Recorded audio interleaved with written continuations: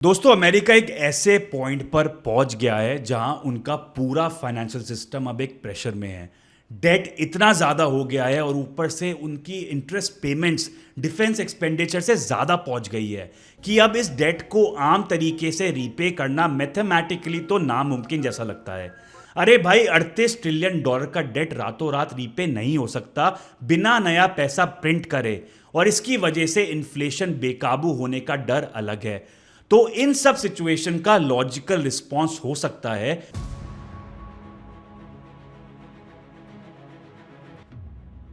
कि यूएस दोबारा एक गोल्ड बैक डॉलर इंट्रोड्यूस करे, एक ऐसा नया सिस्टम में शिफ्ट जहां करेंसी की वैल्यू फिर से गोल्ड पर बेस्ड हो। और ट्रंप साहब ने इसके बारे में बात करनी शुरू कर दी है 2023 मार-आ-लागो में और 2024 आयोवा स्पीच में। और चाहे कुछ भी बोलो, है तो प्रेसिडेंट, तो मजाक में कोई बात नहीं करी जाती। ये आइडिया सिर्फ थ्योरी नहीं है। यूएस ने पहले भी ऐसे मेजर शिफ्ट्स किए हैं 1933 और 1971 में, और अब जब डेट एक्सट्रीम लेवल पर पहुंच गया है, BRICS countries gold back trade system की बातें कर रही हैं और वर्ल्ड डॉलर से दूर जा रहे हैं, तो चांसेस काफी असली हैं कि अमेरिका फिर गोल्ड को सेंटर में ला सकता है। अगर ऐसा होता है तो गोल्ड के प्राइसेस जो यूएस के ऑफिशियल रिकॉर्ड्स में $42 पे हैं, वो एग्रेसिवली ऊपर रीवैल्यू करे जाएंगे ताकि डॉलर की वैल्यू इतनी कम कर दी जाए कि 38 ट्रिलियन डॉलर का डेट बस एक नंबर ही रह जाए, क्योंकि उसकी असली वैल्यू तो ना के बराबर होगी जब डॉलर अपनी वैल्यू लूज करेगा। पहला सवाल यह है कि एक गोल्ड बैक डॉलर क्यों? यूएस का डेट इतना ज्यादा हो चुका है कि इसे ट्रेडिशनल तरीके से, मतलब कर्जा वापस लौटा दिया जाए क्रेडिटर्स को, वो इम्पॉसिबल लगता है बिना यूएस में हाइपर इन्फ्लेशन लेके आए। तो एक ही तरीका बचता है, डॉलर की वैल्यू इतनी गिरा दो कि रियल टर्म्स में कर्जा अपने आप ही कम हो जाए, मतलब करेंसी की वैल्यू इतनी कम कर दी जाए कि डेट चाहे 38 ट्रिलियन डॉलर हो या इससे ज्यादा का, पर उसकी असली वैल्यू उससे बहुत ही कम हो। इसका एक तरीका है गोल्ड बैक करेंसी अनाउंस कर दो, पर गोल्ड का प्राइस बहुत हाई फिक्स कर दो तो डॉलर की परचेजिंग पावर ही कम हो जाएगी, जिससे डॉलर गिर जाएगा और गोल्ड रिजर्व जो यूएस के पास ऑलरेडी है उसकी वैल्यू बढ़ जाएगी। ये एक टाइप का फाइनेंशियल रीसेट होगा। अगर हम हिस्ट्री देखें तो 1879 से 1933 तक यूएसए ने एक गोल्ड बैक सिस्टम फॉलो किया था, जिसमें एक आउंस ऑफ गोल्ड की कीमत थी $20.67। जिस भी अमेरिकन के पास $20 अपनी जेब में होते थे, वो बैंक में जाके अपने नोट को कन्वर्ट करवा लेता था इन टर्म्स ऑफ गोल्ड। इसके फायदे भी बहुत थे। पैसा उतना ही प्रिंट होता था जितना गोल्ड गवर्नमेंट के पास अवेलेबल था, जिसकी वजह से ओवर प्रिंटिंग ऑफ नोट्स नहीं किए जाते थे और इन्फ्लेशन और एक्सपेंडिचर ऑफ गवर्नमेंट कंट्रोल में रहता था। लेकिन दिक्कत आई 1929 ग्रेट डिप्रेशन के टाइम पर, जब इकोनॉमी बिल्कुल ही ठहर गई और इकोनॉमी को बूस्ट देने के लिए चाहिए थे ज्यादा पैसे। पर यूएस गवर्नमेंट के हाथ काफी बंधे हुए थे, क्योंकि गोल्ड की जो कीमत थी उसके हिसाब से ही पैसा प्रिंट हो सकता था। तो ऑप्शन बचा, या तो गोल्ड की कीमत बढ़ा दो, पर इससे जनता का फायदा होता क्योंकि उनके पास जो गोल्ड था उसकी कीमत बढ़ती और जनता की वेल्थ बढ़ती। तो दूसरा ऑप्शन लिया गया, जिसमें आम जनता से गोल्ड वापस लिया गया, जिससे ज्यादा गोल्ड वापस सरकार के पास आए और फिर उसकी कीमत बढ़ा दी जाए जिससे ज्यादा पैसा प्रिंट हो सके। और ऐसा ही हुआ 5 अप्रैल 1933 में, जब प्रेसिडेंट रूजवेल्ट ने एग्जीक्यूटिव ऑर्डर 6102 साइन किया और आम जनता के पास गोल्ड इलीगल कर दिया और टाइम दिया गया, सारा गोल्ड बैंक में वापस डिपॉजिट करो एट $20.67 पर आउंस। एंड जिसने नहीं किया उसके ऊपर $10,000 का जुर्माना और 10 साल की जेल। लाखों अमेरिकन सिटीजन्स ने अपना गोल्ड जमा करवाया और 1934 में गोल्ड रिजर्व एक्ट लेके आया गया और गोल्ड को रीवैल्यू कर दिया गया एट $35 पर आउंस। अब देखो ये क्या हुआ। पहले गोल्ड अपने वॉल्ट्स में सरकार ने बढ़ा लिया और उसके बाद उसकी कीमत 20 से $35 कर दी, जिससे डॉलर की कीमत 59% से नीचे गई और $3 बिलियन वेल्थ आम जनता से गवर्नमेंट के पास ट्रांसफर कर दी गई। सोचो क्या चल रहा है ये। और अब ज्यादा गोल्ड आने से और उसकी कीमत बढ़ने से गवर्नमेंट के हाथ खुल गए कि वो ज्यादा पैसा प्रिंट कर सकती है। ये था पहला बड़ा रीसेट जो देखने को मिला था 1933 में। 1933 के बाद यूएस गवर्नमेंट ने डॉलर को गोल्ड में कन्वर्ट करवाने की जो विंडो थी वो आम जनता के लिए बंद कर दी, लेकिन ये ऑप्शन फॉरेन सेंट्रल बैंक्स को दिया कि वो डॉलर को गोल्ड में कन्वर्ट करवा सकते हैं, और ऐसे ही डॉलर एक वर्ल्ड रिजर्व करेंसी बन गई। लेकिन प्रॉब्लम ये थी कि जैसे जैसे ट्रेड बढ़ता गया, डिफेंस एक्सपेंडिचर बढ़ा, यूएस ने जितना गोल्ड था उससे ज्यादा पैसा प्रिंट करना शुरू कर दिया। 1971 तक फॉरेन सेंट्रल बैंक्स के पास $70 बिलियन के क्लेम थे कि वो इतने पैसे गोल्ड में कन्वर्ट करवाना चाह रहे हैं, लेकिन अमेरिका के पास बस $10 बिलियन का गोल्ड अवेलेबल था एट $35 पर 1 आउंस ऑफ गोल्ड। इसकी वजह से 1971 में प्रेसिडेंट निक्सन ने डॉलर और गोल्ड का लिंक कंप्लीटली खत्म कर दिया, क्योंकि यूएस के गोल्ड रिजर्व्स इतने गिर गए थे कि कन्वर्ट करवाना डॉलर को इन गोल्ड इम्पॉसिबल हो गया था। और जैसे ही ये गोल्ड और डॉलर का लिंक खत्म हुआ, डॉलर एक फिएट करेंसी बन गई, मतलब only backed by trust and promises but not gold, and dollar की अनलिमिटेड प्रिंटिंग पॉसिबल हो गई। 1971 से दोस्तों 2024 तक डॉलर ने 98% वैल्यू अपनी लूज करी। जो चीज़ 1971 में $1 की मिलती थी, आज वो $7.5 की मिलती है। मनी सप्लाई 3000% से बढ़ा in the same time period, और इस चेंज ने यूएस को अनलिमिटेड डेट लेने की फ्रीडम थी, दुनिया को एक ट्रस्ट बेस्ड करेंसी सिस्टम पे शिफ्ट कर दिया, और ग्लोबल इन्फ्लेशन परमानेंटली ऊपर रहने लगी, क्योंकि अनलिमिटेड पैसा जब आप प्रिंट कर सकते हो तो डिमांड हमेशा ऊपर रहेगी, और इसके साथ साथ इन्फ्लेशन भी। लेकिन अब डॉलर क्राइसिस फेस कर रहा है। डॉलर की डोमिनेंस इतने सालों से 3 पिलर्स पर टिकी हुई थी। पहला था आपका dollar as world reserve currency, दूसरा ऑयल की बिलिंग डॉलर में होती थी, मतलब पेट्रो डॉलर सिस्टम था, तीसरा मिलिट्री इन्फोर्समेंट। लेकिन डॉलर का रिजर्व शेयर अब 71% से गिर के 58% पे आ गया है। BRICS countries gold back system की बात कर रहे हैं, स्पेशली चाइना एंड रशिया।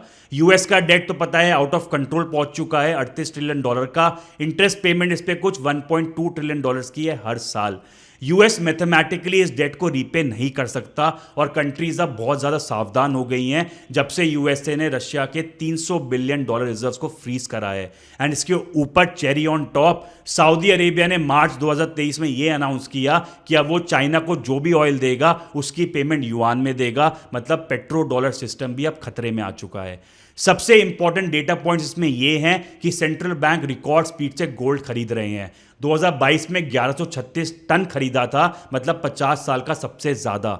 2023 में 1037 टन, और 2024 में 1000 टन से ज्यादा, मतलब 3 साल में ही 3000 टन से ज्यादा गोल्ड खरीद चुके हैं सेंट्रल बैंक्स। अगर मैं चाइना की बात करूं तो चाइना को ऑफिशियल एस्टिमेट बोलते हैं 2200 टन, पर अनऑफिशियल है 4000 से 6000 टन के आसपास, और रशिया का कुछ 2300 टन। इन सब गोल्ड बाइंग का मतलब क्लियर है कि कंट्रीज डॉलर से ट्रस्ट लूज कर रही हैं, और एक ऐसा सिस्टम बनाना चाह रही हैं जो गोल्ड से बैक दो, ताकि स्टेबिलिटी रहे। अब दोस्तों, सबसे पावरफुल देश की करेंसी को अगर थ्रेट दिया जाए तो वो चुप कैसे बैठ सकता है? ट्रंप ने अपनी 2023 स्पीच एट मर आ लागो बोला that we used to have a thing called the gold standard, it was beautiful, we had real money, now we have paper backed by nothing, and that will change. और 2024 में Iowa speech में यह कहा, on day 1 I will restore sound money to America, the dollar will be strong again, backed by something real. दोस्तों, इन दोनों speech को analyst ने इग्नोर करा, पर ट्रंप कभी भी कोई चीज एक्सीडेंटली नहीं कहता। और इन सब में यह भी देखना जरूरी है कि ट्रंप के इकोनॉमिक एडवाइजर्स कौन हैं। Judy Shelton, Robert Lighthizer and Steve Bannon तीनों ही गोल्ड बैक करेंसी के एडवोकेट्स हैं, जो ओपनली साउंड मनी और गोल्ड बैक स्टेबिलिटी की बात करते हैं। दोस्तों, पर ऐसे ही गोल्ड स्टैंडर्ड अनाउंस नहीं कर सकते मिस्टर ट्रंप। अगर गोल्ड स्टैंडर्ड वापस लाया गया तो इसके लिए 5 स्टेप्स हैं जो फॉलो करे जाएंगे। आओ समझते हैं वो कौन से स्टेप्स हैं। स्टेप 1 है आपका इमरजेंसी डिक्लेरेशन। यूएस एडमिनिस्ट्रेशन ये बोल सकती है कि ब्रिक्स का जो गोल्ड सिस्टम है वो हमारे लिए एक नेशनल सिक्योरिटी थ्रेट है, तो इसकी वजह से इमरजेंसी पावर्स एक्टिवेट करे जाएंगे जो प्रेसिडेंट के पास हैं। इसके लिए 3 एक्ट्स हैं जिसको लेके प्रेसिडेंट अपनी पावर, इमरजेंसी पावर यूज कर सकता है। स्टेप 2 है आपका सिटीजन्स पर गोल्ड रिस्ट्रिक्शन। इस बार फुल कॉन्फिस्केशन नहीं करी जाएगी, पर लिमिट लग सकती है कि हर सिटीजन मैक्सिमम 5 हाउस अपने पास रख सकते हैं, बाकी सारा गवर्नमेंट को वापस देना पड़ेगा, मतलब बैंक्स में डिपॉजिट करवाना पड़ेगा। स्टेप 3 है जो मेन स्टेप है, गोल्ड रीवैल्यूएशन। यूएस के पास अप्रोक्सीमेटली 8,133 टन का गोल्ड है। अगर मैं इसको आउंसेस में देखूं तो 261 मिलियन आउंसेस। अगर यूएस गोल्ड का प्राइस फिक्स करता है टू लेट्स से $20,000 पर आउंस, तो यूएस के गोल्ड रिजर्व्स की वैल्यू हो जाती है $5.22 ट्रिलियन। मतलब जो चीज पहले आपको $42 की मिलती थी, अब वो $20,000 की मिल रही है। तो इसका मतलब डॉलर की जो परचेजिंग पावर है वो कम होती है और डॉलर इंस्टेंटली डीवैल्यू हो जाएगा। मतलब डॉलर की जो परचेजिंग पावर है वो 90% से कम हो जाती है और डेट रियल टर्म्स में बहुत कम रह जाता है, जो यूएस चाहता है। स्टेप 4 होगा आपका डेट कंप्रेशन का। अगर डॉलर की वैल्यू 80 से 90% नीचे आ जाए तो $38 ट्रिलियन का डेट इफेक्टिवली $3 से $4 ट्रिलियन हो जाता है। पर इसमें लूजर्स कौन होते हैं? फॉरेन क्रेडिटर्स, जैसे चाइना, जापान, यूरोप, जिनके पास ट्रेजरी बिल्स यूएस के बहुत ज्यादा हैं और यूएस अपना डेट सॉफ्ट डिफॉल्ट कर देता है। स्टेप नंबर 5, नया गोल्ड लिंक्ड डॉलर अनाउंस करा जाएगा। यूएस एक नया डॉलर अनाउंस करेगा जिसमें करेंसी पार्शियली गोल्ड बैक्ड होती है, ताकि ट्रस्ट वापस से डॉलर पे आए, क्योंकि अब जो डॉलर है वो गोल्ड से बैक्ड है। ये ग्लोबल कॉन्फिडेंस दोबारा से बिल्ड करेगा। तो सवाल अब इन सब में ये उठता है कि 2027 वो ईयर लग रहा है जिसमें ये सब पॉसिबल है, पर 2027 ही क्यों? पहला रीजन है 1971 में मेजर रीसेट आया था जब निक्सन ने गोल्ड और डॉलर का लिंक ब्रेक किया था, और उससे पहले 1933 में आया था जब 1879 से 1933 तक गोल्ड $20.67 पे फिक्स था। 1933 से 1971 है 38 साल, और 1879 से 1933 है 54 ईयर्स, और 1971 से 2027 है 56 ईयर्स। तो एवरेज आता है रीसेट का 50 साल, और हम उससे ऊपर बैठे हैं, मतलब वी आर ओवर ड्यू। दूसरा रीजन है 1927 से 2027 हो जाते हैं 100 साल complete. 1927 was the peak of 1920s bubble, जिसके बाद बबल बर्स्ट हुआ था, एंड यूजुअली हिस्ट्री साइकिल हर 100 साल में रिपीट होती है। तीसरा मेन रीजन है ट्रम्प सेकेंड टर्म के मिड पॉइंट पर बोल्ड डिसीजन ले सकते हैं, क्योंकि इसके बाद ही can't be reelected as US president, क्योंकि हर यूएस प्रेसिडेंट बस 2 टर्म तक आ सकते हैं। गिवन हिज पर्सनैलिटी, वो चाहेंगे कि उनको याद रखा जाए in history as the president who saved dollar.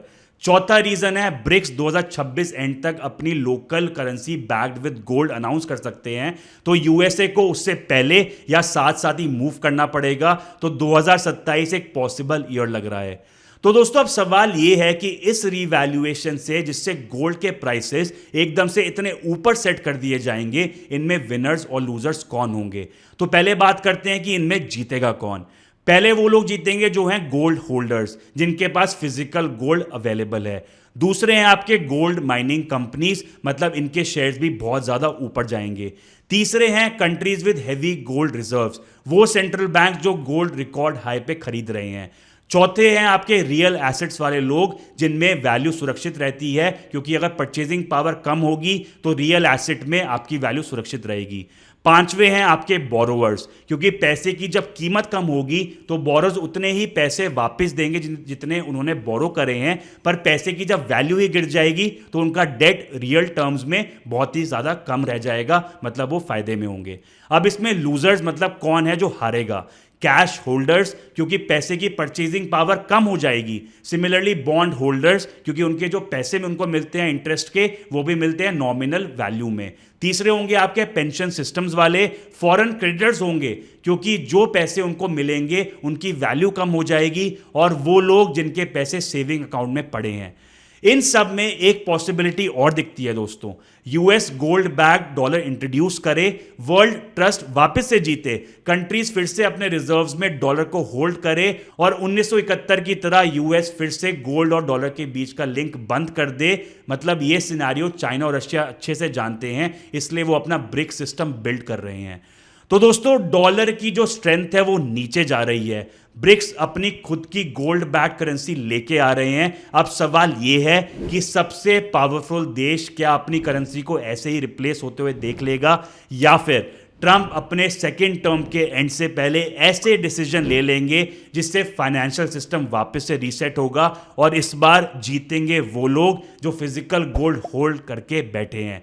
Comment section में मुझे जरूर बताना। मिलते हैं नेक्स्ट एनालिसिस में। मैं हूं आपका दोस्त Aditya Gupta. Take care. Thank you.